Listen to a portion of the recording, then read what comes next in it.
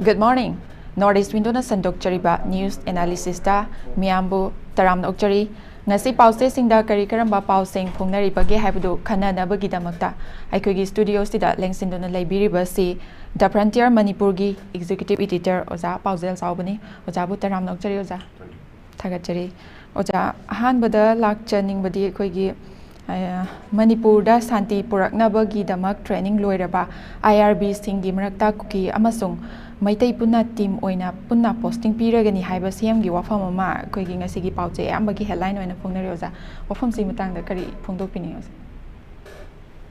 masigi se yam phaba koigi thorang ne lojage kai no habadi koigi chief minister na haire je koigi kuki amadi maitai koigi IRB personal haiba natro hoi moi punna leminani haiba ne posting punna leminani haiba punna pigani haiba adu di kai lam da pidu jano de khangre ko gi posting do hojik le film se di kenom toy aduna hojik posting se kai lam da pidu no haibu du gi kenon da question nam leitro hoi aduna masi question se akoina jo hangbe hai ta ga di karamba district da pidu no natraga karamba atopa kai mham da pibi do no hadum ne am kitang khangni nge a ko ji legi pm sida ko gi kuki ga maitai ga communal oiba issue di le ni community ni mak ta ko kuthonoi ni ta ga di ho ji ga haiba khulai ju pair ga training ju torba ko gi keno Indian Reserve Battalion gi kuki amadi maitai sing punna tham ta ga di mokoi di sum tumina sum volleyball ga sanaraga natrage khoi gi hockey ga sum sanaraga leibina ga da khoi gi masendro leina ko natraga numai mam painai do moina tongan mamong da mathau torokadra haibi wahangam su leitre hoi adu kai gumba madugi film du ngam ta ga di Manipur su samana khoi gi miamna tangdulita driba film se dum Chief Minister na sinbi rekan sida IRB mat khadam ta wai tare atopa community su dum khoi le phim se normal da pura kan sida mayam se tangdule ta ba punchi ma da punchi ro lam da amani hingan bi yam pharoi da kai gum adu potu ngam haiba du sai wa heduna achum moyam ta de haiba ni ko na hajis adana khoi gi Chief Minister na maina kuki amadi maitai IRB kamu memang plug posting tan punna tan ni taman tamin nagani hai gadi mado othuk padi oisinu ko Chief Minister na hai na mangam khale ngoni do yengdi yengning hai tare mado gi do othuk pro othuk ta rai do de adu othuk ta gadi atopa mayam su ko gi lei bi issues mayam su dum solve to ba ngamna na bagi capacity do Chief Minister le ngoni ne khalle थाजबदी कितनी वाले मतम से देखो खुलाई पाइबा चिंगदना अखोइना चंगबा याद्रे अदगी तंपाक्तना कुमनाकपा याद्रे community अमना अखोइना चटपा यादबने चंगबा यादबने ना सिगी तनकक्सिदा अखोइगी मी फाग्रिबा अखोइगी army camp lame खोंदि मांग्रिबा अदगी जिरिबामगी angang nu piyong plap hatok piriba tongan mi mi ama mangri ole na ko adagi koi na chingkhong singya da changya dri issue mi am sida si sing si ko ai to wa hai form le no hojik le je koi pra koi gi hanagi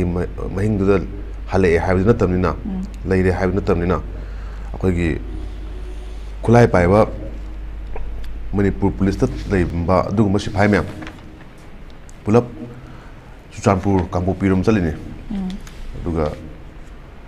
hoi judiciary hai tare court ki leriba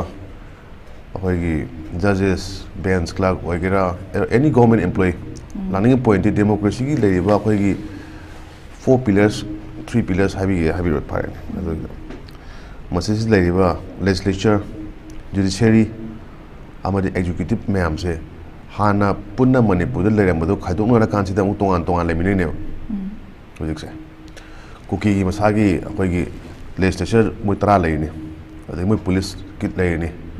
adagi moi gi healthcare system leini executives administrators myam leini adu punna di lemina dre na khoiga adaga kai maram gi lemina di tro di khoi aina mo haida sung yare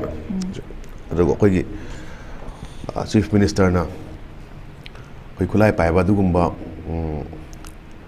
no na training toriba am sariba adugumba kheng lawa straight out from training sija pass out toriba naha sing se cookie ga khoi gi maitai ga punna kena tawni hai ta ga de khoi posting tamina ni hai ta ga di madu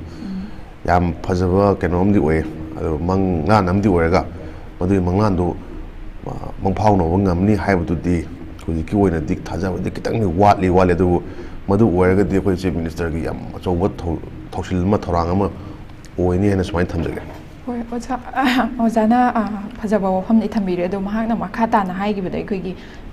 chief minister na thammi ba asa se hai ba tare khoi gi apunbagi saktam kaidana leiba manipur ohenna ba hotna bada khoi gi achauba thodang hojiki training hek loirakpa kangbu sing sidagi achauba thodang ama lawhaning ba su phongdok li boza oza sigi matang dana kari kari oiba ahen ba haining ba kai thodang si once you come into system the lagta ga di khoi gi police force ko ma haigera discipline force amane adada yeng yune khoi manipur gi leiba khulai mayam sibu khoi gi miyam na masang ngak tuk chani haidana pai khulai miyam yoina khulai lising trok hena mange hoi ani phange o ani kai phange anyway khulai lising amani ma ma kai su kitkinate india ram ta yong giro adu ta gade akhoi du jik leiba sense of akhoi security ji kai no haba kan sta moi se ho jik haiba akhoi gi mafam sida training to review akhoi gi manipur da problem le habi natro hoi tangdula ta da ba phim ma leiba dagi mokhoi ji hojigi haiba la chit bor kano gi magi training camp tu da gwata ga sam gi du da tori ne hoi adu ta ga di akhoi si sida training to wa ngam da ba situation ma da mapana to ra kan sida adu da hoji amo halaka manipur da mo mosen mo mai ga mo para ga punna ga phamin ga posting ga ta na khoi gi hoi ka nang ga main tori kan to na tung mo than ga no mo ga paina ga se sima saw ga ga pina dum tam hojiki training loi ba sigi halak ba si so parents ki side gi so makha da halak bi ta na ba mathak ta arrange to bi hai ba wafam su phongdok na ragli ba ne ba sik adu gi demo keno to strike nung to no kun to ina hoi gi mayam safe and sound halan bi wona halak pa du su punna hanmina to ibra hai ba gi question am later adana posting the punna pita ga di phom du punna samina phim la ga dra same bus daga tomina daga adana yamna nungai to ba khoi development ne hai ta ga di anyway chief minister gi magi kero la jira ngoni ko magi hai sing ma me am la jira ngoni du khoi ne du ubong ngam de hujik khali budi hujik ma kha daga lak pa yadri bagi mo ma mi pai ba poi ba khoi gi parents sing hai ta ne aduna bu passing out period tu manipur da yaw ngam de na mom da hai ta na tra fact hai ta ga di khoi moi gi manipur training to was matam se phatre irang le re haina mapana training to ne hana le irang je manipur le irang je kana kana ga thoinu hai je patang khang badi phabra haina khalle ana masigi matang da di taseng na hai kan da khoi gi oibe ya ba wa na tra oibe da wa hai ba se miyam na sum khang ne ana si matang se di khoi government na su da gi government ki pai bi ba opim passing na su wanga ma kana su kitang kai hai tar hayeng akhoi na thajab ya wa na traga oibe ya ba do wa o hen ngam ta is well and good yam phe akhoi tha chage phari phare phatre hai ja wa ne aduna koi jana sang mathau di aduni ado kai gamba akhoi gi chief minister na madu poto stand tai tare ko ado pulok to ngam ni hai ta ga di akhoi miyam ma kai di su koi sai tak jam chaw that pa phungu chagani na mai tham jage thagachari oza mathangda lakchani mana akoi gi housik se parliament ki ningtham mi pham leba ki khanadana haiba tare adum lotion gre haiba duni adu marksida akoi gi near parliamentary gi mp oibiriba bimol akoi jamna phungdorpada parliament ki ningtham mi pham leba ki khanadana political gi lanbung taraga dumak lotion ki haiba wafam sini aduga mahakna pukhalakpa wafam da akoi gi ꯃꯥꯡꯈꯤꯕ ꯀꯃꯜ ꯕꯥꯕꯨꯒꯤ ꯃꯇꯥꯡꯁꯦ ꯄꯥꯔꯂꯤꯌꯥꯃꯦꯟꯇꯗꯤ ꯐꯣꯡꯗꯣꯛꯄ ꯉꯝꯈꯤꯗ꯭ꯔꯕꯁꯨ ꯑꯩꯈꯣꯏꯒꯤ defence ꯃꯤꯅꯤꯁꯇꯔꯗ ꯄꯨꯈꯠꯀꯅꯤ ꯍꯥꯏꯕ ꯋꯥꯐꯝ ꯑꯃ ꯃꯍꯥꯛꯅ ꯐꯣꯡꯗꯣꯛꯂꯤ ꯑꯣꯖꯥ ꯀꯔꯤ ꯍꯥꯏꯕꯤꯅꯤꯡ ꯁꯤ ꯑꯩꯈꯣꯏꯒꯤ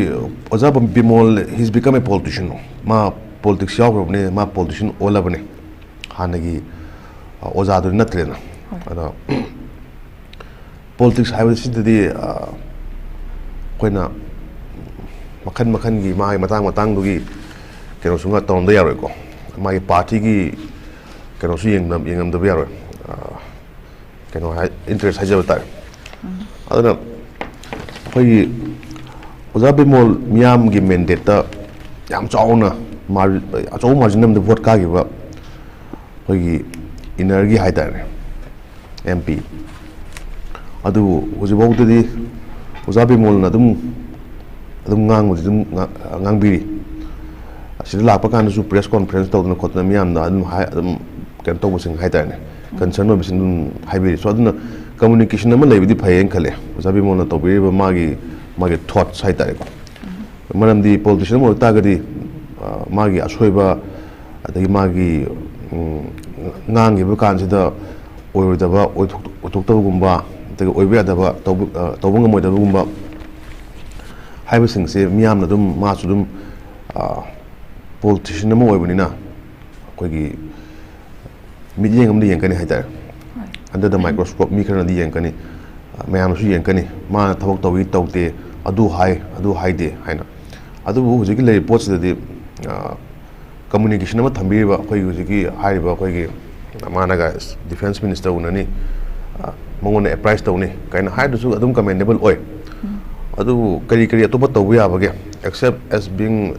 ꯑꯩꯈꯣꯏꯒ ꯄꯥꯔꯂꯤꯌꯥꯃꯦꯟ ꯈꯛ ꯅꯠꯇꯕ ꯍꯥꯏꯖꯕ ꯇꯥꯔꯦꯀꯣ ꯃꯅꯤꯄꯨꯔꯗ ꯂꯩꯔꯀꯥꯟꯁꯤꯗ ꯍꯧꯖꯤꯛꯀꯤ ꯂꯩꯔꯤꯕ ꯀꯔꯦꯟ ꯁꯤꯆꯨꯋꯦꯁꯟꯁꯦ ꯈꯤꯇꯪ ꯁ꯭ꯇꯗꯤ ꯇꯧꯕꯤꯔꯀꯥꯟꯁꯤꯗ ꯃꯐꯝꯗ ꯍꯥꯟꯅ ꯆꯠꯂꯤ ꯑꯗꯨꯃꯥꯏꯅ ꯈꯤꯇꯪ ꯆꯠꯄꯤꯔꯀꯥꯟꯁꯤꯗ ꯖꯁ ꯔꯤꯁꯔꯁꯀꯨꯝꯕ ꯋꯥꯛ ꯈꯛꯀꯤ ꯋꯥ ꯅꯠꯇꯕ ꯍꯥꯏꯕꯗꯤ IDPsꯀꯤ ꯀꯩꯅꯣꯃ ꯁꯦꯝꯃꯦ ꯀꯃꯤꯇꯤ ꯑꯃ ꯁꯦꯝꯃꯦ ꯑꯗꯨꯒ ꯀꯃꯤꯇꯤꯗꯨꯅ ꯊꯣꯛꯄ ꯑꯃ ꯇꯧꯖꯔꯅꯤ ꯀꯥꯏꯅ ꯋꯥ ꯅꯠꯇꯕꯀꯣ ꯑꯩꯈꯣꯏꯒꯤ ꯃꯁꯥꯅ ꯑꯩꯈꯣꯏꯒꯤ ꯍꯥꯟꯅ ꯆꯠꯂꯀꯥꯟꯁꯤꯗ ꯌꯦꯡꯕ ꯑꯗꯒꯤ ꯁ꯭ꯇꯗꯤ ꯇꯧꯕ ꯀꯅꯥꯗ ꯀꯃꯥꯏꯅ ꯇꯧꯔꯤ ꯑꯗꯩ ꯀꯩꯀꯩ ꯈꯨꯗꯣꯡꯆꯥꯕ ꯐꯪꯗ꯭ꯔꯤꯒꯦ ꯍꯥꯏꯕꯗꯣ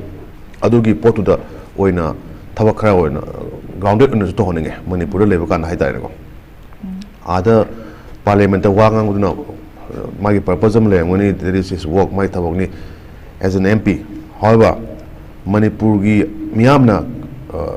ꯑꯣꯖꯥ ꯕꯤꯃꯣꯜꯁꯦ ꯀꯩꯗꯧꯝꯇ ꯊꯥꯈ꯭ꯔꯤꯅꯣ ꯍꯥꯏꯕꯗꯣ ꯑꯗꯣ ꯑꯣꯖꯥꯅꯁꯨ ꯑꯗꯨꯝ ꯍꯣꯏ ꯈꯪꯉꯝꯃꯣꯏ ꯍꯥꯏꯕꯗꯤ ꯅꯠꯇꯦ ꯑꯗꯨꯕꯨ ꯍꯦꯟꯅ ꯀꯩꯅꯣ ꯇꯧꯅꯅꯕ ꯃꯤꯌꯥꯝꯒ ꯍꯦꯟꯅ ꯅꯛꯁꯤꯟꯅꯕ ꯌꯥꯕ ꯃꯑꯣꯡ ꯑꯃꯗ ꯑꯩꯈꯣꯏꯒꯤ ꯊꯕꯛ ꯇꯣꯉꯥꯟꯕ ꯑꯩꯈꯣꯏꯒꯤ ꯃꯅꯤꯄꯨꯔꯒꯤ ꯂꯩꯔꯤꯕ ꯏꯁꯨꯁꯤꯡꯁꯤꯗ ꯑꯩꯈꯣꯏꯒꯤ ꯃꯍꯥꯛꯅ ꯉꯝꯒꯗꯕ ꯑꯦꯔꯤꯌꯥꯗ ꯀꯠꯇꯤꯡ ꯑꯦꯀ꯭ꯔꯣꯁ ꯑꯩꯈꯣꯏꯒꯤ ꯄꯣꯂꯤꯇꯤꯀꯦꯜ ꯄꯥꯔꯇꯤꯁ ꯃꯁꯤꯁꯤꯗ ꯈꯤꯇꯪ ꯇꯥꯁꯟꯕ ꯈꯣꯝꯖꯤꯟꯕ ꯑꯃꯗꯤ ꯃꯍꯥꯛꯀꯤ ꯈꯪꯕ ꯑꯩꯈꯣꯏ ꯅꯣꯂꯦꯖ ꯃꯤꯌꯥꯝꯗ ꯁꯤꯌꯔ ꯇꯧꯕꯤꯗꯨꯅ ꯑꯗꯨꯒꯨꯝꯕ ꯑꯋꯥꯕ ꯇꯥꯔꯕꯁꯤꯡꯁꯦ ꯍꯥꯏꯇꯥꯔꯦꯀꯣ ꯑꯩꯈꯣꯏꯒꯤ ꯁ꯭ꯄꯦꯁꯦꯜꯂꯤꯗ ꯑꯩꯈꯣꯏꯒꯤ ꯗꯤꯁꯄ꯭ꯂꯦꯁ ꯑꯣꯏꯔꯤꯕ ꯃꯤꯌꯥꯝꯁꯤꯡ ꯍꯥꯏꯇꯥꯔꯦ ꯍꯧꯖꯤꯛ ꯂꯝꯕꯤ ꯁꯣꯔꯣꯛꯇ ꯎꯔꯤꯕ ꯑꯗꯨ ꯃꯌꯥꯝꯁꯦ ꯃꯈꯣꯏꯒꯤ ꯑꯋꯥꯕꯁꯤꯡꯁꯦ ꯈꯤꯇꯪ ꯍꯦꯟꯅ ꯑꯦꯗ꯭ꯔꯦꯁꯀꯨꯝꯕ ꯇꯧꯕꯤꯔꯒꯗꯤ ꯑꯩꯈꯣꯏꯒꯤ ꯍꯦꯟꯅꯁꯨ ꯐꯒꯗ꯭ꯔꯥ ꯍꯥꯏꯅ ꯈꯜꯂꯦ ꯑꯗꯨꯃꯥꯏꯅ ꯊꯝꯒꯦ ꯍꯣꯏ ꯊꯥꯒꯠꯆꯔꯤ ꯑꯣꯖꯥ ꯑꯗꯨꯒ ꯑꯩꯈꯣꯏꯒꯤ ꯍꯧꯖꯤꯛ ꯃꯅꯤꯄꯨꯔꯗ ꯃꯦ 3ꯗꯒꯤ ꯍꯥꯏꯕ ꯇꯥꯔꯦ ꯑꯗꯨꯝ ꯆꯠꯊꯔꯛꯂꯤꯕ ꯂꯥꯟꯁꯤꯅ ꯃꯔꯝ ꯑꯣꯏꯔꯒ ꯂꯥꯟꯖꯦꯟꯅꯔꯛꯇꯨꯅ ꯁꯖꯤꯋꯥꯗ ꯍꯥꯡꯕ ꯄ꯭ꯔꯤ ꯐꯦꯕ꯭ꯔꯤꯀꯦꯠ ꯍꯥꯎꯁꯁꯤꯡꯗ ꯂꯩꯔꯤꯕ ꯏꯟꯃꯦꯠꯁꯤꯡꯅ ꯃꯁꯥꯅ ꯏꯪꯈꯣꯜ ꯀꯣꯏꯖꯗꯨꯅ ꯆꯥꯕ ꯊꯛꯄꯒꯤ ꯑꯋꯥꯠꯄ ꯈꯔꯗ ꯑꯣꯏꯔꯕꯁꯨ ꯃꯦꯟꯈꯠꯅꯕ ꯍꯣꯠꯅꯔꯤ ꯍꯥꯏꯕ ꯄꯥꯎ ꯑꯃ ꯊꯦꯡꯅꯔꯤ ꯑꯣꯖꯥ ꯂꯥꯛꯆꯅꯤꯡꯉꯤꯕ ꯃꯐꯝꯗꯤ ꯍꯧꯖꯤꯛ ꯃꯅꯤꯄꯨꯔꯗ ꯂꯩꯔꯤꯕ ꯑꯩꯈꯣꯏꯒꯤ ꯗꯤꯁꯄ꯭ꯂꯦꯁ ꯄꯥꯔꯁꯟꯁꯤꯡꯁꯦ ꯍꯥꯏꯕ ꯇꯥꯔꯦ ꯃꯁꯥꯒꯤ ꯌꯨꯝꯗꯁꯨ ꯑꯗꯨꯝ ꯁꯦꯇꯜ ꯑꯣꯏꯕꯁꯦ ꯐꯪꯗ꯭ꯔꯦ ꯑꯗꯨ ꯃꯈꯣꯏꯒꯤ ꯑꯣꯏꯔꯛꯀꯗꯧꯔꯤꯕ ꯃꯔꯥꯏꯕꯛ ꯍꯥꯏꯕ ꯇꯥꯔꯦ ꯑꯁꯤ ꯀꯔꯝꯍꯥꯏꯅ ꯀꯅꯥꯅ ꯂꯦꯞꯄꯤꯒꯗꯧꯔꯤꯕꯅꯣ ꯍꯥꯏꯕ ꯋꯥꯍꯪꯗꯨꯅꯤ ꯑꯣꯖꯥ ꯀꯔꯤ ꯍꯥꯏꯕꯤꯅꯤꯡꯉꯤ ꯕꯦꯁꯤꯀꯂꯤ ꯍꯧꯖꯤꯛꯀꯤ ꯍꯥꯏꯔꯤꯕ ꯀꯩꯅꯣꯁꯦ IDPꯁꯦ ꯍꯧꯖꯤꯛꯁꯦ they are left to fend for themself ꯑꯩꯈꯣꯏ ꯁꯨꯝ ꯎꯖꯕ ꯀꯥꯟꯗ ꯍꯥꯏꯇꯥꯔꯦꯀꯣ ꯑꯍꯥꯟꯕꯗꯗꯤ ꯏꯔꯥꯡ ꯊꯣꯛꯂꯛꯀꯥꯟꯁꯤꯗ ꯊꯥ ꯃꯅꯨꯡꯗ ꯃꯌꯥꯝ ꯑꯩꯈꯣꯏꯒꯤ ꯆꯨꯔꯆꯥꯟꯄꯨꯔꯗ ꯃꯩꯇꯩꯒꯤ ꯃꯤ ꯃꯌꯥꯝ ꯑꯃ ꯂꯩꯈ꯭ꯔꯦ ꯁꯣꯝꯗꯅ ꯀꯨꯀꯤ ꯃꯌꯥꯝ ꯂꯩꯔꯦ ꯃꯗꯨꯒꯤ ꯇꯥꯏꯞꯇ ꯑꯩꯈꯣꯏ ꯑꯣꯟꯊꯣꯛ ꯑꯣꯟꯁꯤꯟ ꯇꯧꯅꯕꯒꯤ ꯐꯤꯕꯝꯗ ꯑꯃꯨꯛ ꯇꯧꯔꯦ ꯆꯨꯔꯆꯥꯟꯄꯨꯔꯗꯒꯤ ꯂꯥꯛꯄ ꯀꯥꯡꯕꯨꯁꯤꯡꯁꯦ ꯑꯩꯈꯣꯏꯒꯤ ꯈꯨꯃꯟ ꯂꯝꯄꯥꯛꯇ ꯄꯨꯗꯅ ꯈꯣꯠꯇꯅ ꯃꯤ ꯃꯌꯥꯝ ꯀꯞꯅꯗꯅ ꯈꯣꯠꯇꯅ ꯃꯤꯌꯥꯝꯅ ꯌꯥꯝꯅ ꯆꯥꯎꯅ ꯃꯇꯦꯡ ꯄꯥꯡꯉꯝꯃꯦ ꯍꯥꯏꯇꯥꯔꯦ ꯍꯧꯖꯤꯛ ꯑꯗꯨꯝ ꯄꯥꯡꯉꯦ ꯑꯩꯈꯣꯏꯅ ꯆꯠꯄ ꯀꯥꯟꯁꯤꯗ ꯃꯣꯏꯅ ꯂꯥꯛꯏꯕ ꯐꯤꯕꯝꯗꯨꯗ ꯌꯥꯝꯅ ꯀꯩ ꯍꯥꯏꯇꯥꯔꯦ ꯑꯩꯈꯣꯏꯒꯤ ꯁ꯭ꯋꯥꯏ ꯌꯧ ꯇꯥꯔꯗꯤ ꯍꯤꯡꯒꯅꯤ ꯍꯥꯏꯕ ꯀꯣꯏꯁꯟꯗꯣ ꯂꯥꯛꯑꯝꯕꯅꯦ ꯑꯗꯣ ꯍꯤꯡꯉ ꯃꯇꯨꯡꯁꯤꯗ ꯍꯤꯡꯕ ꯍꯥꯏꯁꯤꯕꯨ ꯃꯤꯑꯣꯏꯕ ꯍꯥꯏꯁꯤꯕꯨ ꯆꯥꯗꯕ ꯌꯥꯗꯦ ꯊꯛꯇꯕ ꯌꯥꯗꯦ ꯁꯦꯠꯇꯕ ꯌꯥꯗꯦ ꯑꯗꯒꯤ ꯃꯥꯏ ꯇꯣꯉꯥꯟꯕ ꯅꯤꯗꯁ ꯃꯌꯥꯝ ꯑꯃ ꯂꯩꯔꯦꯅꯦ ꯁꯤꯗꯩꯁꯤꯗ ꯑꯩꯈꯣꯏꯒꯤ ꯑꯉꯥꯡꯁꯤꯡ ꯂꯥꯏꯔꯤꯛ ꯇꯝꯕ ꯑꯣꯏꯒꯦꯔꯥ ꯍꯦꯜꯊꯀꯤ ꯑꯣꯏꯒꯦꯔꯥ ꯃꯈꯜ ꯃꯌꯥꯝ ꯑꯃ ꯆꯪꯉꯤꯅꯦ ꯑꯩꯈꯣꯏꯅ ꯍꯤꯡꯉꯤꯕ ꯄꯨꯟꯁꯤꯁꯤꯗ ꯆꯪꯗꯕ ꯌꯥꯗꯕꯁꯤꯡꯗꯣ ꯃꯈꯣꯏꯁꯨ ꯃꯊꯧ ꯌꯥꯝ ꯇꯥꯏꯅꯦ ꯑꯗꯨꯗ ꯈ꯭ꯋꯥꯏ ꯑꯍꯥꯟꯕꯗ ꯑꯩꯈꯣꯏꯒꯤ ꯇꯨꯝꯐꯝ ꯑꯃ ꯂꯩꯇꯕ ꯀꯣꯏꯁꯟ ꯑꯃ ꯑꯍꯥꯟꯕꯗ ꯍꯧꯖꯤꯛꯇꯤ ꯃꯣꯏ ꯄ꯭ꯔꯤ ꯐꯦꯕ꯭ꯔꯤꯀꯦꯇꯦꯗ ꯍꯥꯎꯁ ꯍꯥꯏꯅ ꯄꯤ ꯑꯗꯨꯁꯨ ꯃꯌꯥꯝ ꯆꯪꯗꯦ ꯀꯩꯅꯣ ꯍꯥꯏꯔꯀꯥꯟꯗ ꯃꯗꯨꯒꯤꯗꯣ ꯂꯩꯕ ꯅꯨꯡꯉꯥꯏꯗꯣ ꯃꯐꯝ ꯅꯠꯇꯦ ꯑꯗꯨꯒꯤ ꯀꯝꯄ꯭ꯂꯦꯟ ꯃꯌꯥꯝ ꯂꯥꯛꯏꯅ ꯑꯗꯨꯅ ꯍꯣꯏ ꯁꯦꯜꯇꯔ ꯑꯃꯗꯤ ꯁꯥꯕꯤꯔꯦ ꯑꯗꯨꯒ ꯁꯦꯜꯇꯔ ꯑꯃ ꯂꯩꯔꯀꯥꯟꯁꯤꯗ ꯃꯤꯑꯣꯏꯕꯒꯤ ꯃꯊꯧꯁꯤ ꯀꯩꯅꯣ ꯍꯥꯏꯀꯥꯟꯗ ꯃꯥꯒꯤ ꯂꯝ ꯃꯥꯒꯤ ꯀꯩꯅꯣꯝꯇꯪ ꯊꯕꯛ ꯑꯃ ꯁꯨ ꯌꯥꯕꯒꯤ ꯄꯣꯠ ꯑꯃ ꯃꯥꯒꯤ ꯂꯩꯔꯤꯕ ꯁ꯭ꯀꯤꯜꯁꯤꯡꯁꯦ ꯂꯩꯇ ꯇꯥꯔꯒꯁꯨ ꯗꯦꯕꯂꯞ ꯇꯧꯕꯤꯕ ꯌꯥꯕ ꯃꯌꯥꯝ ꯑꯃ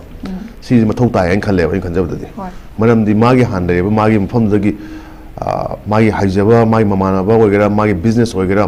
ꯃꯥꯒꯤ ꯀꯩꯅꯣ ꯑꯣꯏꯒꯦꯔꯥ ꯊꯝꯖꯔꯝꯕ ꯃꯥꯒꯤ ꯂꯩꯖꯔꯝꯕ ꯄꯣꯠ ꯆꯩ ꯃꯌꯥꯝ ꯑꯗꯒꯤ ꯃꯔꯨꯑꯣꯏꯕꯁꯤꯡ ꯍꯥꯏꯇꯥꯔꯦ ꯌꯨꯝ ꯑꯃ ꯍꯥꯏꯇꯥꯔꯦ ꯂꯣꯏꯅꯃꯛ ꯃꯥꯡꯉꯕꯅꯦꯕ ꯑꯗꯨ ꯑꯣꯏꯇꯥꯔꯒꯗꯤ ꯍꯧꯖꯤꯛꯀꯤ ꯂꯩꯔꯤꯕ ꯃꯤꯁꯤꯡꯁꯤꯒꯤ ꯈ꯭ꯋꯥꯏꯗꯒꯤ ꯀꯩꯅꯣ ꯍꯥꯏꯖꯕ ꯇꯥꯔꯦ ꯃꯈꯣꯏꯅ ꯅꯣꯡꯃꯒꯤ ꯊꯦꯡꯅꯔꯝꯗꯣꯏꯕ ꯂꯥꯟꯐꯝ ꯍꯥꯏꯇꯥꯔꯦ ꯅꯨꯡꯇꯤꯒꯤ ꯊꯦꯡꯅꯔꯝꯗꯣꯏꯕ ꯂꯥꯟꯐꯝꯁꯦ ꯃꯁꯤꯒꯤꯁꯦ ꯈꯔ ꯃꯨꯟꯅꯗꯤ ꯒꯚꯔꯟꯃꯦꯟꯠꯅ ꯌꯦꯡꯁꯤꯟꯕꯗꯤ ꯃꯥꯜꯂꯒ ꯂꯥꯛꯏꯕ ꯀꯝꯄ꯭ꯂꯦꯟꯁꯤꯡꯁꯤꯗꯗꯤ ꯐꯖꯅ ꯌꯦꯡꯁꯤꯟꯕꯤꯗꯦ ꯍꯥꯏꯅ ꯂꯧꯋꯦꯕ ꯃꯔꯝꯗꯤ ꯃꯈꯣꯏꯗ ꯐꯪꯅꯤ ꯍꯥꯏꯔꯤꯕ ꯃꯈꯣꯏꯒꯤ ꯅꯣꯡꯃꯒꯤ ꯁꯦꯜ ꯃꯁꯤꯒꯤ ꯀꯩꯅꯣ ꯃꯥꯟꯅꯗꯕ ꯁ꯭ꯇ꯭ꯔꯛꯆꯔ ꯃꯥꯟꯅꯗꯕ ꯍꯥꯏꯇꯥꯔꯦ ꯏꯝꯐꯥꯜ ꯋꯦꯁꯇꯅ ꯑꯃ ꯏꯝꯐꯥꯜ ꯏꯁꯇꯅ ꯑꯃ ꯑꯇꯣꯞꯄꯅ ꯑꯃ ꯑꯗꯨꯃꯥꯏꯅ ꯇꯧꯅ ꯂꯩꯕ ꯑꯗꯒꯤ ꯃꯈꯣꯏꯗ ꯀꯩꯅꯣ ꯄꯤꯕꯤꯅꯤ ꯍꯥꯏꯕ ꯑꯩꯈꯣꯏꯒꯤ ꯕꯦꯅꯤꯐꯤꯠꯁ ꯈꯔ ꯈꯛꯇꯗꯤ ꯌꯧꯔꯀꯥꯟꯁꯤꯗ ꯑꯌꯥꯝꯕꯅ ꯌꯧꯗꯕꯒꯨꯝꯕ ꯃꯁꯤꯒꯨꯝꯕ ꯋꯥꯔꯤ ꯃꯌꯥꯝ ꯑꯃ ꯑꯩꯈꯣꯏꯅ ꯇꯥꯕ ꯐꯪꯖꯔꯦ ꯍꯥꯏꯇꯥꯔꯦ ꯑꯗꯨꯅ ꯍꯧꯖꯤꯛꯁꯦ ꯑꯩꯈꯣꯏꯒꯤ ꯂꯝꯖꯥꯎ ꯁꯣꯔꯣꯛꯇꯁꯨ ꯑꯗꯨꯝ ꯎꯕꯤꯔꯝꯒꯅꯤ ꯏꯃꯥ ꯏꯕꯦꯜꯁꯤꯡ ꯑꯗꯒꯤ ꯅꯍꯥꯁꯤꯡꯅ ꯑꯩꯈꯣꯏꯒꯤ ꯈꯨꯠꯇ ꯁꯥꯄꯣꯟ ꯅꯨꯡ ꯑꯗꯒꯤ ꯀꯩꯅꯣ ꯇꯧꯔꯒ ꯀꯦꯟꯗꯜ ꯅꯨꯡ ꯄꯥꯏꯔ ꯀꯥꯟꯁꯤꯗ ꯂꯦꯞꯄꯁꯦ ꯑꯩꯈꯣꯏꯁꯨ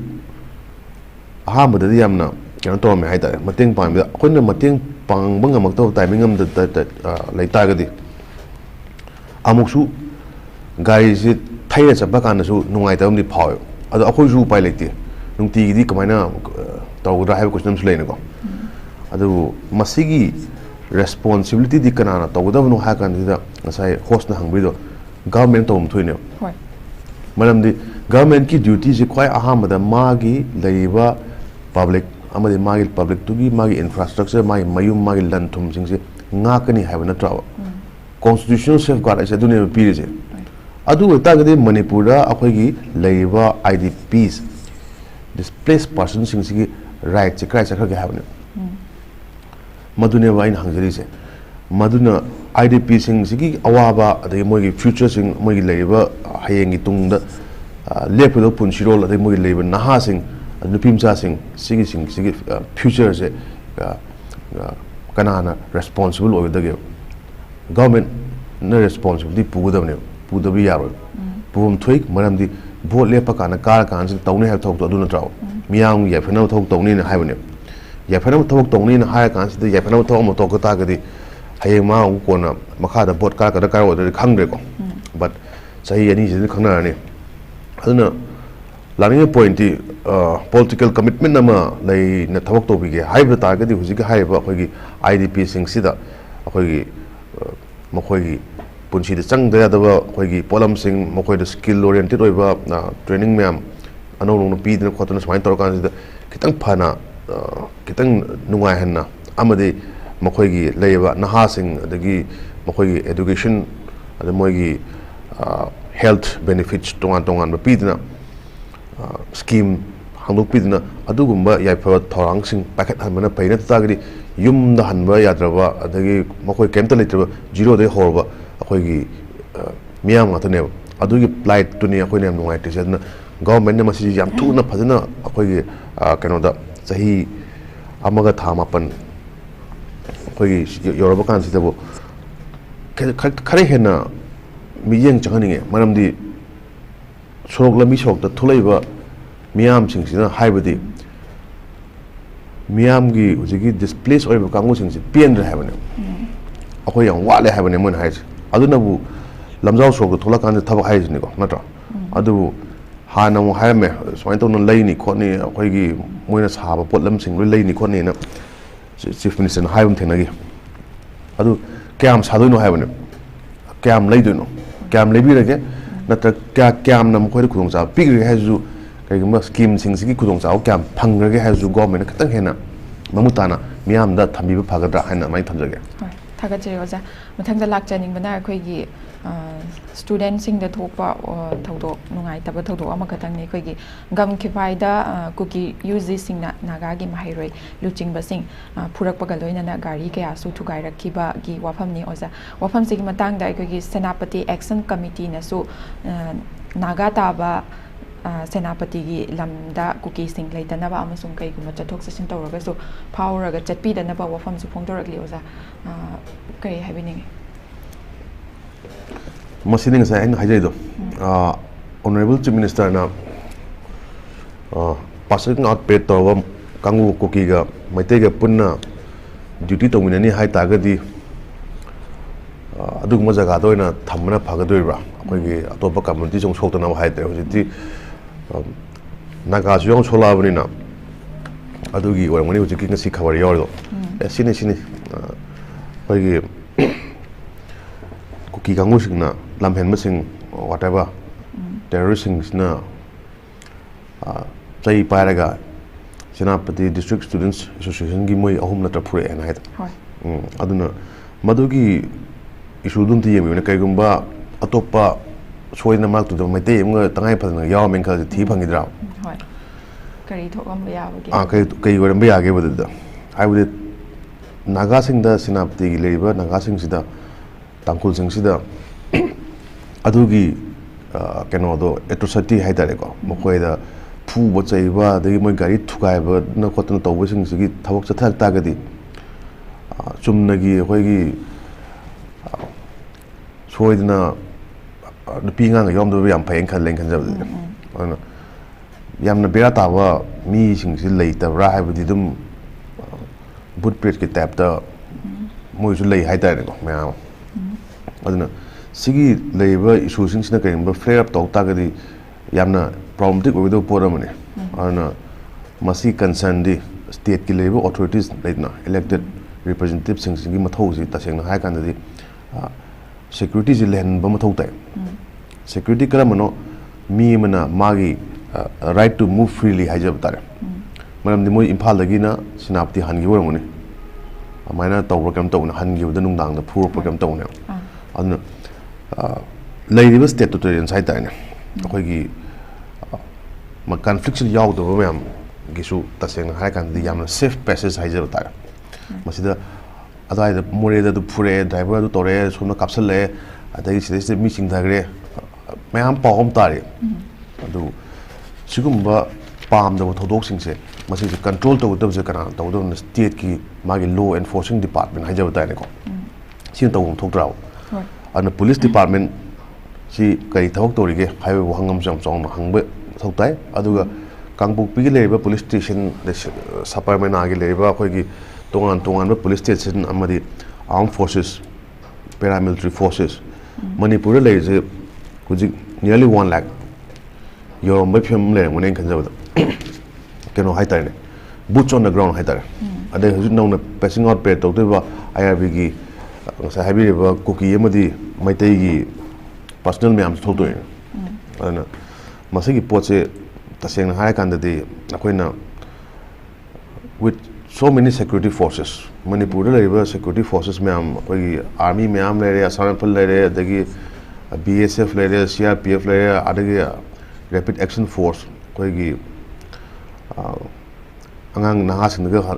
ꯄꯦꯂꯦꯠ ꯒꯟ ꯌꯥꯝ ꯀꯥꯞꯄꯤꯕ ꯀꯥꯡꯕꯨ ꯍꯥꯏꯇꯥꯔꯦꯅꯦ ITBF ꯃꯌꯥꯝ ꯁꯤꯒꯨꯝꯕ ꯇꯣꯉꯥꯟ ꯇꯣꯉꯥꯟꯕ ꯐꯣꯔꯁꯦꯁ ꯃꯌꯥꯝꯁꯨ ꯂꯩꯔꯦ ꯏꯟꯇꯦꯂꯤꯖꯦꯟꯁ ꯑꯦꯖꯦꯟꯁꯤꯁ ꯃꯌꯥꯝ ꯂꯩꯔꯦ ꯇꯣꯉꯥꯟ ꯇꯣꯉꯥꯟꯕ ꯑꯦꯖꯦꯟꯁꯤꯁ ꯃꯌꯥꯝ ꯂꯩꯔꯤ ꯃꯁꯤ ꯃꯌꯥꯝꯁꯤꯅ ꯑꯩꯈꯣꯏꯒꯤ ꯃꯅꯤꯄꯨꯔꯒꯤ ꯂꯩꯔꯤꯕ ꯂꯝꯕꯤꯁꯤꯗ ꯁꯤꯚꯤꯂꯤꯌꯟꯁꯤꯡ ꯆꯠꯊꯣꯛ ꯆꯠꯁꯤꯟ ꯇꯧꯕ ꯀꯥꯟꯁꯤꯗ ꯄ꯭ꯔꯣꯇꯦꯛ ꯇꯧꯕ ꯉꯝꯕ ꯉꯥꯛ ꯁꯦꯟꯕ ꯉꯝꯗ ꯇꯥꯔꯒꯗꯤ ꯀꯔꯝꯕ ꯃꯈꯜꯒꯤ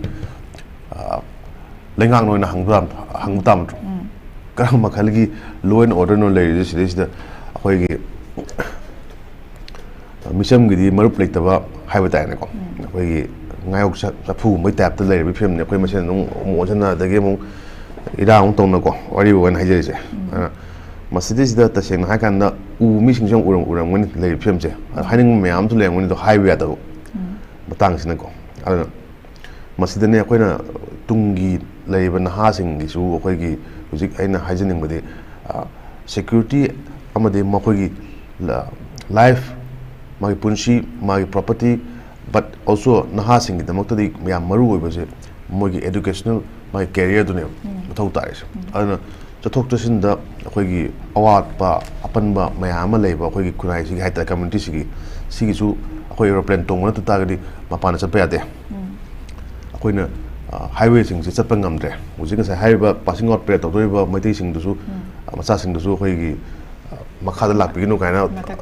ꯃꯊꯛꯇ ꯂꯥꯛꯅꯕ ꯀꯥꯏꯅ ꯍꯥꯏꯔꯦ ꯑꯗꯨ ꯇꯥꯔꯒꯗꯤ ꯉꯁꯥꯏꯒꯤ ꯄꯥꯁꯤꯡ ꯑꯥꯎꯠ ꯄꯦꯔꯦꯠ ꯇꯧꯕꯐꯥꯎ ꯑꯩꯈꯣꯏꯒꯤ ꯍꯥꯏꯂꯤ ꯇ꯭ꯔꯦꯟ ꯇꯧꯔꯕ ꯃꯤꯁꯤꯡꯁꯤꯕꯨ ꯃꯈꯥꯗ ꯂꯥꯛꯄ ꯉꯝ ꯇꯥꯔꯒꯗꯤ ꯑꯩꯈꯣꯏꯒꯤ ꯆꯨꯝꯅꯒꯤ ꯃꯤꯆꯝꯗꯤ ꯀꯃꯥꯏꯅ ꯆꯠꯇꯣꯏꯕ ꯑꯗꯣ ꯅꯍꯥꯟ ꯕꯁ ꯁꯔꯚꯤꯁꯀꯗꯤ ꯌꯥꯝ ꯍꯧꯗꯣꯛꯈꯤꯗꯥꯏꯅꯦ ꯀꯅꯥꯅ ꯇꯣꯡꯉꯤꯅꯣꯗꯤ ꯈꯪꯗ꯭ꯔꯦ ꯀꯗꯥꯏ ꯌꯧꯔꯝꯅꯣ ꯈꯪꯗ꯭ꯔꯦ ꯑꯗꯨꯕꯨ ꯃꯗꯨꯁꯨ ꯑꯝꯇꯪ ꯆꯦꯛ ꯇꯧꯕ ꯃꯊꯧ ꯇꯥꯏ ꯆꯦꯜꯂꯤꯕ꯭ꯔꯥ ꯀꯥꯏꯅ ꯂꯥꯛꯆꯅꯤꯡꯕ ꯋꯥꯐꯝꯗꯤ ꯑꯩꯈꯣꯏꯒꯤ ꯃꯤꯌꯥꯝꯒꯤ ꯄꯨꯟꯁꯤ ꯑꯃꯗꯤ ꯑꯩꯈꯣꯏ ꯃꯤꯌꯥꯝꯒꯤ ꯂꯟ ꯊꯨꯝ ꯃꯁꯤ ꯉꯥꯛ ꯁꯦꯟꯅꯅꯕ ꯑꯩꯈꯣꯏꯒꯤ ꯒꯣꯔꯃꯦꯟꯁꯤꯅ ꯍꯥꯟꯅꯗꯤ ꯍꯣꯏ ꯉꯝꯁꯨ ꯉꯝꯈꯤꯗ꯭ꯔꯦ ꯑꯗꯨꯕꯨ ꯍꯧꯖꯤꯛꯁꯤ ꯃꯇꯝ ꯁꯨꯛ ꯀꯨꯏꯅ ꯍꯧꯔꯕꯅꯤꯅ with show many security forces ꯈꯤꯇꯪ ꯐꯅꯕ ꯃꯑꯣꯡ ꯑꯃ ꯁꯤꯟꯕꯤ ꯇꯥꯔꯒꯗꯤ ꯍꯤꯡꯕ ꯌꯥꯕ ꯃꯑꯣꯡ ꯑꯃꯗ ꯆꯠꯄ ꯌꯥꯅꯕ ꯃꯑꯣꯡ ꯑꯃ ꯁꯤꯟ ꯇꯥꯔꯒꯗꯤ ꯃꯗꯨ ꯌꯥꯝ ꯐꯒꯗ꯭ꯔꯥ ꯍꯥꯏꯅ ꯈꯜꯂꯦ ꯊꯥꯒꯠꯆꯔꯤ ꯑꯣꯖꯥ ꯑꯗꯨꯒ ꯍꯧꯖꯤꯛꯁꯦ ꯑꯩꯈꯣꯏꯒꯤ ꯃꯅꯤꯄꯨꯔꯗꯒꯤ ꯆꯠꯈꯤꯕ ꯂꯨꯞ 13ꯅ ꯍꯥꯏꯕ ꯇꯥꯔꯦ ꯑꯩꯈꯣꯏꯒꯤ ꯃꯅꯤꯄꯨꯔꯗ ꯊꯣꯛꯂꯤꯕ ꯏꯔꯥꯡ ꯑꯁꯤ ꯂꯣꯏꯁꯤꯟꯗꯨꯅ ꯇꯪꯗꯨ ꯂꯩꯇꯥꯕ ꯍꯟꯖꯤꯜꯍꯜꯂꯨ ꯍꯥꯏꯅ ꯑꯩꯈꯣꯏꯒꯤ ꯗꯦꯜꯂꯤꯗ ꯈꯣꯡꯖꯪ ꯆꯪꯁꯤꯟꯕꯒ ꯂꯣꯏꯅꯅ ꯃꯦꯃꯣꯔꯦꯟꯗꯝ ꯀꯌꯥ ꯑꯃꯁꯨ ꯄꯤꯁꯟꯈ꯭ꯔꯦ ꯑꯣꯖꯥ ꯂꯥꯛꯆꯅꯤꯡꯉꯤꯕꯁꯦ ꯍꯥꯏꯖꯅꯤꯡꯉꯤꯕꯗꯤ ꯄꯟꯖꯅꯤꯡꯕꯗꯤ ꯍꯥꯏꯕ ꯇꯥꯔꯦ ꯑꯩꯈꯣꯏ December 12ꯇꯁꯨ ꯏꯃꯥꯒꯤ ꯃꯩꯔꯥꯒꯤ ꯀꯟꯚꯦꯅꯔ ꯁꯨꯖꯥꯇꯥ ꯀꯩꯀꯥ ꯃꯣꯏ ꯃꯤꯑꯣꯏ 3 ꯆꯠꯂꯒ ꯑꯩꯈꯣꯏꯒꯤ ꯅꯨꯃꯤꯠꯇꯨꯒꯤ ꯊꯧꯔꯝꯗꯣ ꯌꯥꯎꯔꯨꯅꯕ ꯆꯠꯈꯤꯕꯗꯁꯨ ꯐꯥꯖꯟꯕꯤꯕꯒꯤ ꯊꯧꯗꯣꯛꯁꯨ ꯊꯦꯡꯅꯈ꯭ꯔꯦ ꯑꯣꯖꯥ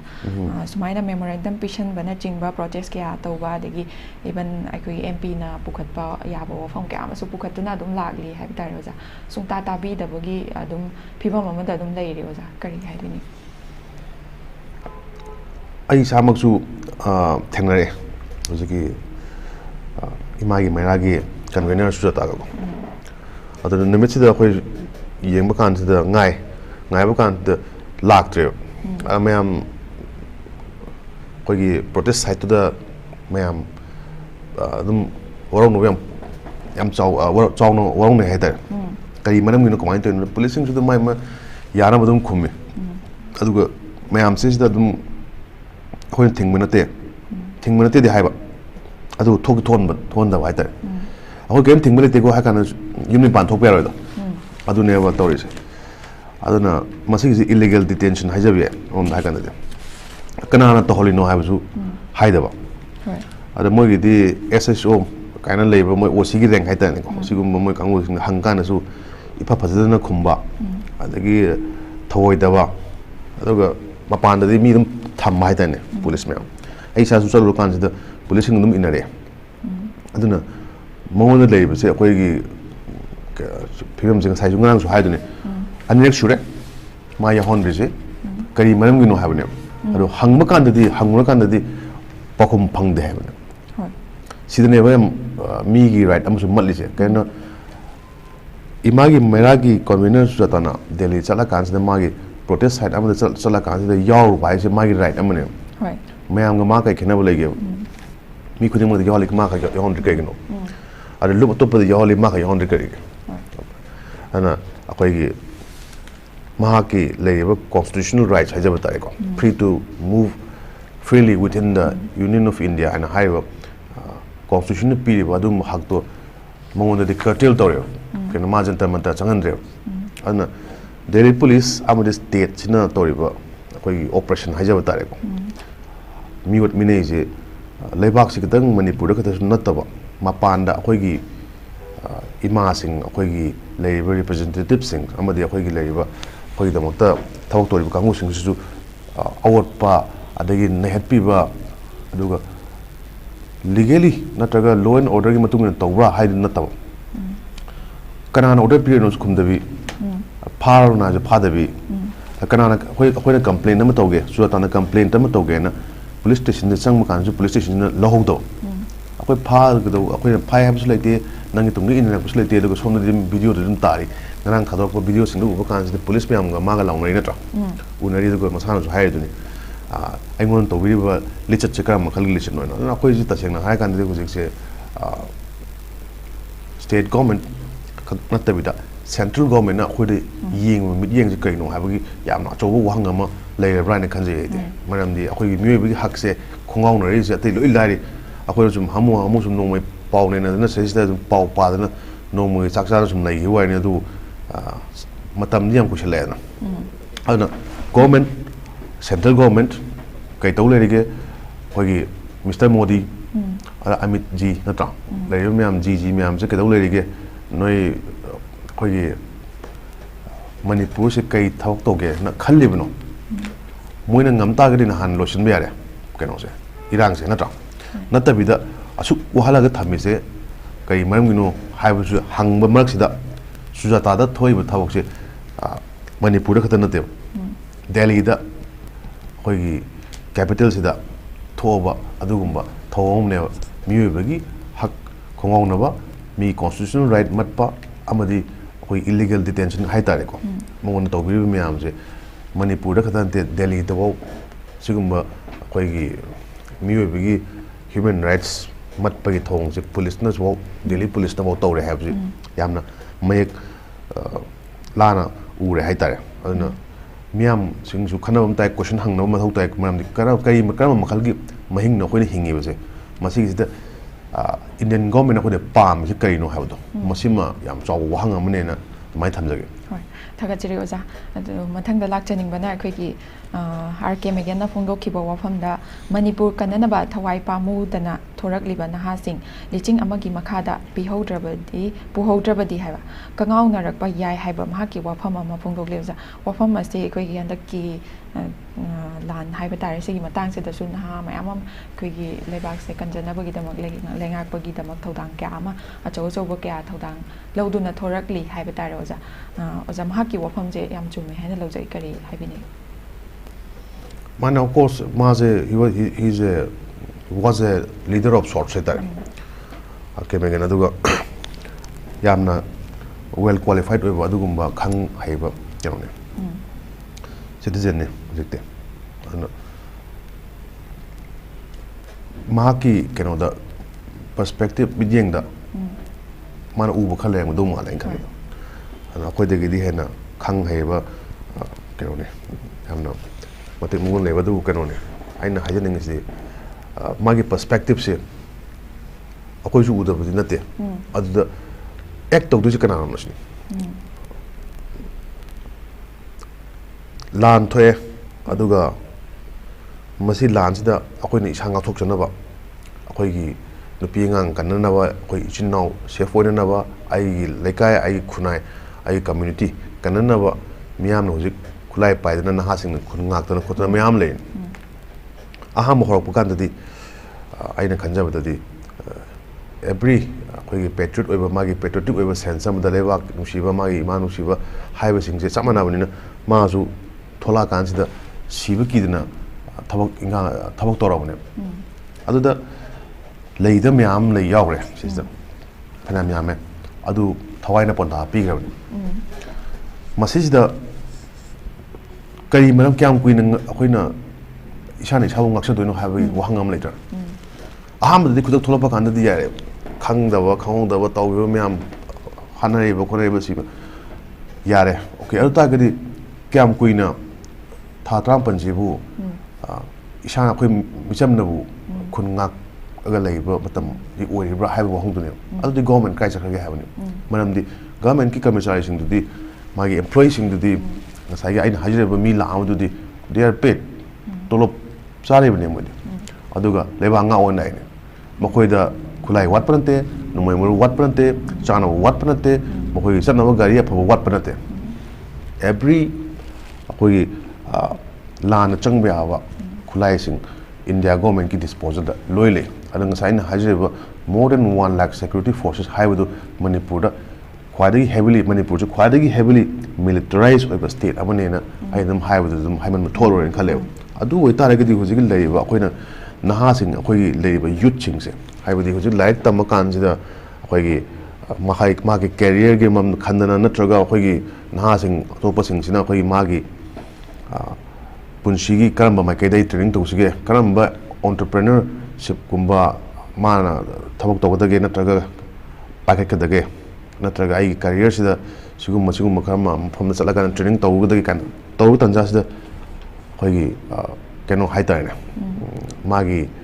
मथौ से सोमदा लेबाक की ngai du budi yam phaba pot amane masi taseng ha kan di yamna patriotic oiba du mo khalone amane du however naha sing gi career se kyam kuina akoina smain tor ga thamdo no ha question ni leitro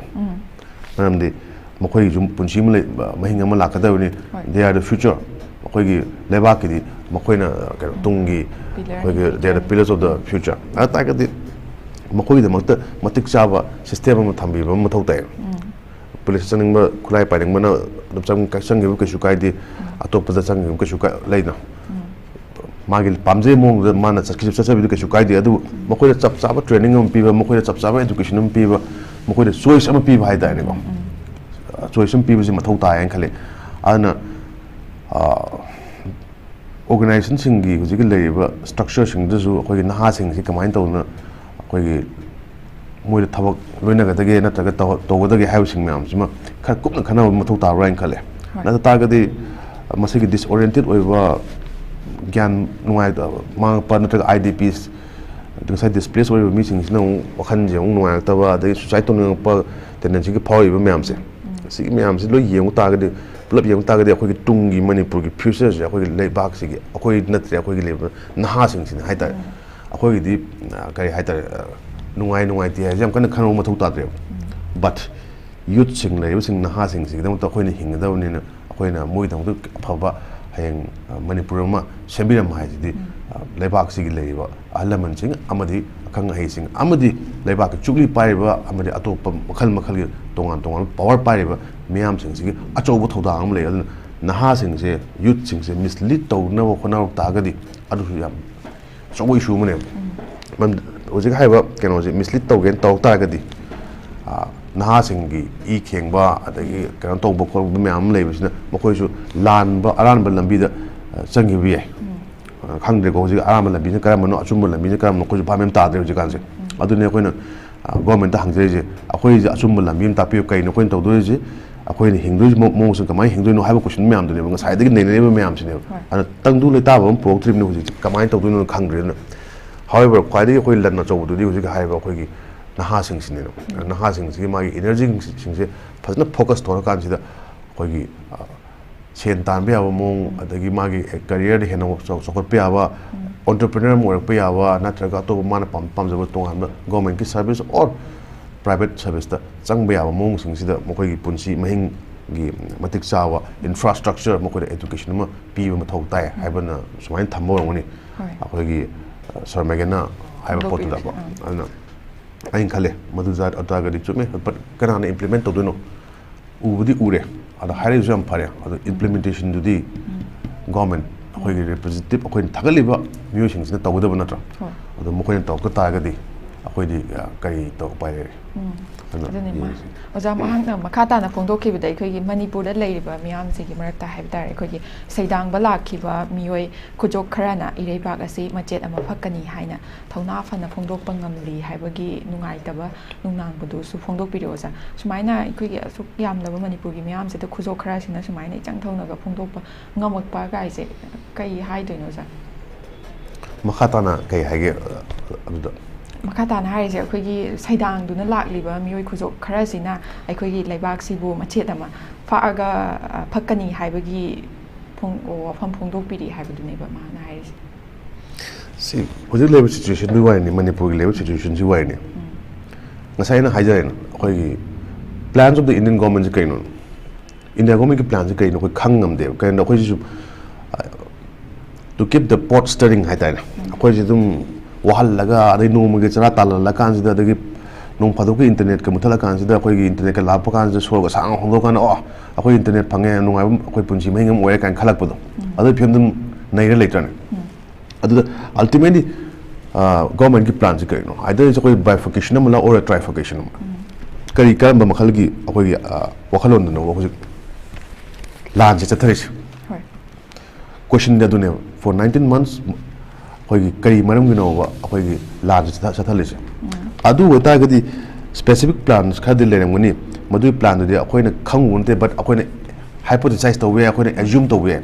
lay pots kai or by yai adu madumang asinguni have nothing maramdi we cannot predict the future koina Modi amadi Amit Shah na kai khalle have to koina khangmang ngam dam ko ana message lay ba koi national security advisor AK double koi gumba mayam khang hi mayam le ngani mo tongan plan mayam le ngani Manipur ge khangmani ngam bona te adu ain laksing point historically reporting se the issue loi thopang atare adu sigi issue sing sina kyam kuina manifesto duri ge je kyam kuina khoi gi Manipur da hoji ki haiba sing sina wahala kan sida khoi ji amaga ta suna ta khoi mayam je ngasai lai ba khoi gi sinapti thoi bai ngasai haibi keno problem sing sata property issue mayam thole sing tongan plan mayam le bai ye adu khoi gi samagena haiba wahi kuding khoi loina te kan tong ni haiba su le te na traga yaro haiba su le te but discussion amade debate amade mathau ta ra ne khale on particular areas khara haita haja batare ko ana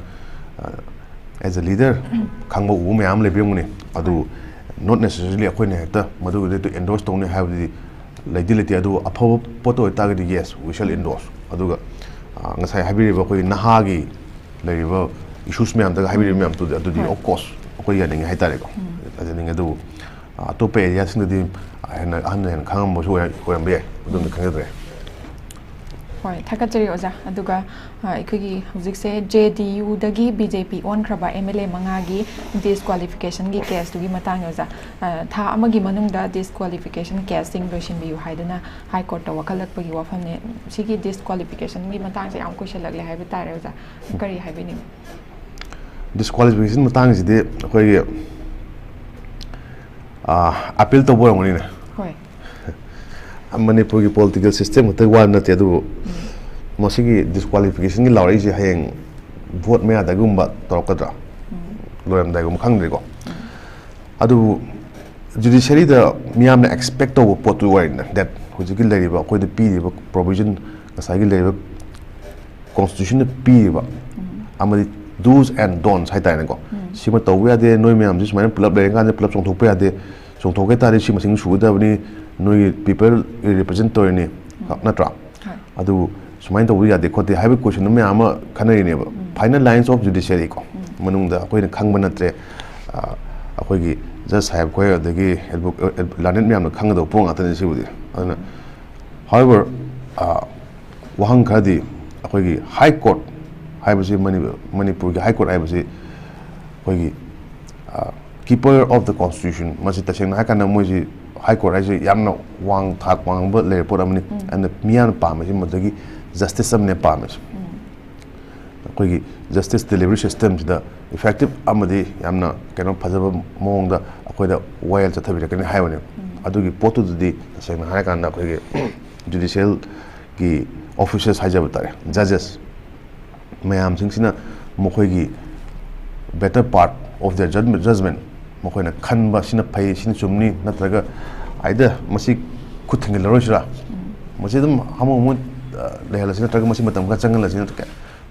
magi judicial mind da mayam le ngone ko khangda mayam adu haira bam dileina justice delayed is justice denied ena ana matam yam sang chang ta ga de aingona pambe relief to phanga ta ga de aingona kari kanari ge na ana masi se Manipur de tasen ha kan da case sigati wan de kumpur ba case mayam leina inquiry committee ki report kai sakrage adagi soman han semgi ba akoi gi commission gi keno na kai sakrage yamna leigri haitare ana Manipur gi leba judiciary da su in many parts yamna awat pa meam su udaba nate ana sigi aho meam loopholes meam adagi matter of akoi gi keno haitare magi judicial insight sajabtare adagi moina tawthore mong moina pass toiba order adagi court room chathari ba mong adagi yaba yadab sing ji amna yeng su maring manang myam yawdab su natte adu however akoina pam ji myam na pam ji di akoina ngasai justice to akoida pb bani akoida relief pb bani pam ji ana madu relief pb to it is up to the court to make them akoigi effective and speedy na yam thuna pb to ni pam ji nata target akoigi lan lore kan ji da akoigi nungoi mu lakpa nungoi lakpa ji kai kan aduna justice delivery system has the yamna thajaba amadi miyam gi relief pamba maram di every person is equal under the eyes of the law haven't we have the way and atopa migidadi sumain tawiba aso sangidana sumain tora thambiba natro hayeng aina tha chahi mariga thani pan MLA letter mantri amtagadi yare ke disqualify to no problem aduna madugi potuna tabidna hande kumpure case amdi oibane aduna adugi potugi light at the end of the tunnel je udan ta urugra je koigi laiba koigi court ki judicial madi koigi luminaries hajab tare ko judiciary de laiba koigi judges myam koigi bot koigi advocates ki bar and bench ki magi thawong sing se koina myam su u phang hai tare adu manungi ni tigdi sing di nainabam di wat prank kale madugi de makta di koigi tasena miyam da hen mit na kong hen bata ga di koigi discussion awara toy matang do puhat la kana phana khana ga macha khaina thambadi ye adu hoji ki oina di aina sum haja ta ga di koigi masi gi je masai amon hajare justice delayed is justice denied adman thamjage thagachari oza aduga aikogi athingba thambagi marakta haibitare Myanmar romdagi pusilakiba potlam sing amadi aikogi Starlink na chingba antenna Starlink antenna amasung router ama aikogi mamangda phangibagi paulai basigi mathakta aikogi adu khakta natana Myanmar romdagi saba tai khulai kya so phangi haiba report ama aikogi newspaper sida thengnari oza sigumaina ya daba aina ya daba haitare sigumbagi thawongda kuchulai na chingba kya ama haitana pushalla pa putok pushin tawba phaba na chingba kya ama thengnaba sina maram oiraga si singsina maram oiraga aikogi hauzik oiriba lansi da su yamna chawba kaino ma oihalli haibudu no za asigumba thawong kya ama si thoktanaba thingnaba idama kari paikhat haninge haibudu za pungdopi adu intro aina bot thadara ka de gyandana hoyem te hingjege ai mo chimbiro adu ko lebak singa piro tamtholita ba mom de ko hingjege na bot am to dana mangna adai thada ain thada jete inte hoji hai potu da akoi ai representative tuna ai assembly constituency lena ain hingjebe constituency do madugi damakta ngak singbire kansida momi am pulla kansida assembly de phama kansida manipur gi miyam gi hoji leba Starlink ki ogira akoina khoyan phongiba pawne manipur Starlink frontier aduna madu do miyam na hama thajaram de but hoji tin national papers media na thola kanse kona mo khoi local papers ko yo bo ngone ana madu gi potu da khoi ju tongan ba 400 kilometers ki porous border ne fencing tawni haine hoji bo ngamdri ana India gi leba magi policy je towards Myanmar khoi ju amusu ngaktabung ngamde haitare ko adu masida India khatana tangamba pot maktinate tongan pause me ama khoi lam me amagi khud hujil thrang jam yawngni ko adu ngasai haiba law and order ngakpa adai keno haiba border fencing ngakpa haje effective government ama leiba kandaneba control to ngamdeba miyam ji tangduri tana hingma ngamdeba post adu ne natabida somdadi wahidadi puang haira kansida thabak oina yem kan zero tale amido adugi political kero sing sidi akoigi leaders ne haiba sing dudi akoina hudanda uredna ana ain lani point akoi democracy amani na haibina akoi representative thagi bani akoi representative sing sina mathau tok ta ga dinga sai haibi hama haiba akoigi disqualify mamangi wahangdo disqualified to khatan de politicians sing se sen kan de moi je resign to jerge kana ko haibu de matham your rank le ken ogina to magi quota ga na to ko koi masa matanda on moral ground ai tokcherage ai manipur se nga pangamre ai like ai assembly constituency singi khak chuna to I have failed my people ko ai state ai na hai kan se I might resign to me yamna kaya yam brain khaleba nahan ga toriba khoigi MLA mantri sing daga chang kan sida khoigi thuai khai to do moi nungai ban te phong do ko shaung no ne phong do adu ko shaung no do hayeng vote karam mamita kadagi have to di mathangi vote yeng tare na ana aina hajening ta ga di mathangi ju lak to kano sing sida de khoina khoi leader sing se khan ma kan sida kadang hena hai sing na khan ma thau ta ra ꯊꯥꯒꯠꯆꯔꯤ ꯑꯣꯖꯥ ꯑꯣꯖꯥꯅꯁꯨ ꯄꯟꯕꯤꯕꯗ ꯑꯗꯨꯝ ꯌꯥꯎꯈ꯭ꯔꯦ ꯑꯩꯈꯣꯏꯒꯤ Indo Myanmar border ꯐꯦꯟꯁꯤꯡꯒꯤ ꯃꯇꯥꯡꯁꯦ ꯁꯤꯒꯤ ꯃꯥꯌꯣꯛꯇ ꯍꯧꯖꯤꯛꯁꯦ ꯑꯃꯨꯛꯀ ꯀꯩꯅꯣꯒꯤ NACN ꯀꯥꯡꯂꯨꯞꯀꯤ ꯐ꯭ꯔꯦꯛꯁꯟꯅ ꯑꯃꯨꯛꯀ ꯑꯁꯤꯒꯤ ꯃꯥꯌꯣꯛꯇ ꯑꯀꯟꯕ ꯋꯥꯔꯅꯤꯡ ꯇꯧꯔꯛꯂꯤ ꯑꯣꯖꯥ ꯀꯃꯥꯏꯅ ꯌꯦꯡꯕ ꯌꯥꯏ ꯁꯨꯃꯥꯏꯅ ꯉꯥꯏꯍꯥꯛ ꯂꯩꯇꯦ ꯊꯤꯡꯕ ꯈꯣꯠꯄ ꯃꯄꯨꯡ ꯐꯥꯅ ꯆꯠꯊꯕ ꯉꯝꯗꯕꯒꯤ ꯃꯑꯣꯡꯁꯤꯗ ꯀꯔꯤ ꯍꯥꯏꯕꯤꯅꯤꯡꯉꯤ मागी पॉलिटिकल स्टैंड ने अखोइना फ्री मूवमेंट रिजम अखोइना यारोइना मणिपुर लाओ वाइने मिजोराम को कनो कमाइन तव नागालैंड कमाइन तव दगा लेते है मोन अना North East as a whole येम कांददि मणिपुर का इंटरेस्ट खतंग सु येंग यादे whole of the North East अदना वेश्या काइन हाइबो वहाई सिंगसिबो मणिपुर की ओइदोइबो अहोमसिबो अदना वेश्या हामा मी सिंगसिना अखोइना सिंगुलाइज तौतागदि हाना हाइब्रिड मोबाइल सिंग कमाइन तौनो हांगबगी फॉर्मूला है लांगनी पॉइंट माई मागी नागा सिंगिसु अदगी तोंगान तोंगान बा मागी लेरिबे कम्युनिटी सिंगिसु माई माई तोंगान बा आइडियोलॉजी में आमने जिनांगोनी मोगी पॉलिटिकल वखलोन में आमने जिनांगोनी अदुदा अखोइना लालि चुम्मे हाइबदि अतोप कम्युनिटी में अखोइना हाइबदि यापोनते माई माई केनो पामने दे अना you can not choose your neighbours अखोइना इसाना आई थांगना काय लेगेदि हाइबजु आइना डिसाइड तोबु यापोनते अदु जियोग्राफिकली लेजर पोर्ट अमने अदुना मसी मतांग जोय अवनब लावे हाइबदि नते अवनब यावल हाइबजे दुम लाकनी करम यावल नो हाइबदुने अखोइना येंगनिंगसे अदु माई माई तोंगान तोंगान बा मागी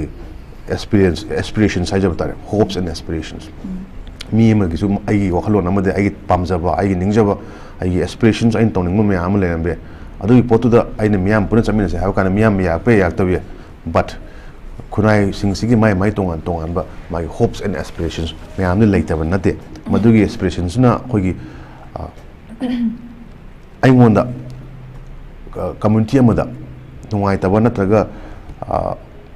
अवाब थोन तागदी मदुगी वखलदुदी फाब्रा हाइबु क्वेश्चन अमदि लेको अन मदुगी बैलेंस ओइबा पोट अमदा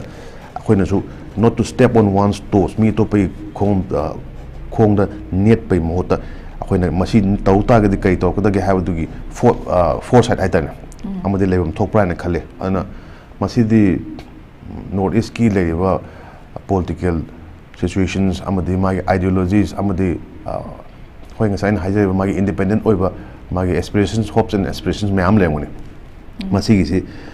कंबाइन ओइ कानदि खरा खरादि दुम इशू खदिम लेपताने सान मै हागे थागचरी ओजा लोइसलकपदा लाक्चनिबदा हौजिकसे अखोइगी बोर्ड सांगे ngasiजा asi tang loisandarege oza अखोइगी